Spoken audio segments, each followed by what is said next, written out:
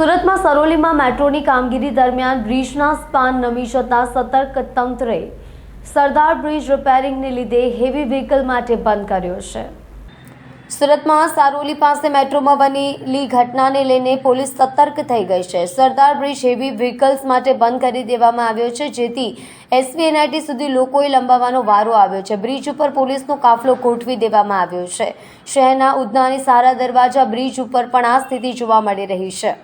સારોલી ખાતે મેટ્રો પ્રોજેક્ટના ફેઝ 2ની જે કામગીરી ચાલી રહી હતી તે દરમિયાન તેના સ્પાનમાં ખામી સર્જાઈ હતી। હાલ આ સ્પાન હટાવવા માટેની કામગીરી મેટ્રો પ્રોજેક્ટના અધિકારીઓ દ્વારા કરવામાં આવી છે, જેને કારણે ટ્રાફિક જામની પણ સમસ્યા સર્જાય છે, જેથી સુરત ટ્રાફિક વિભાગ દ્વારા પાલનપુર પાટાના તમામ એવા પોઈન્ટ જ્યાં ઓવરબ્રિજ આવે છે તે તમામ ઓવરબ્રિજ ઉપર હેવી વ્હીકલ પર પ્રતિબંધ મૂકવામાં આવ્યો છે।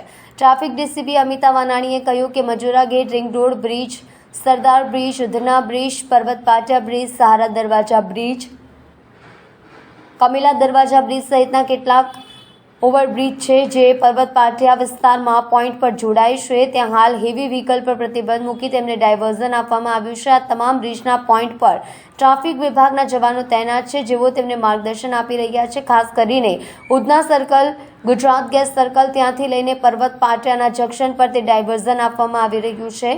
આખા સિટીના જે પણ પોઈન્ટ પર્વત પાટિયા સુધી પહોંચે છે તેમાં સીતારામ નગર 4 રસ્તા પણ સામેલ છે, તેમાંથી ડાયવર્ઝન આપેલું છે।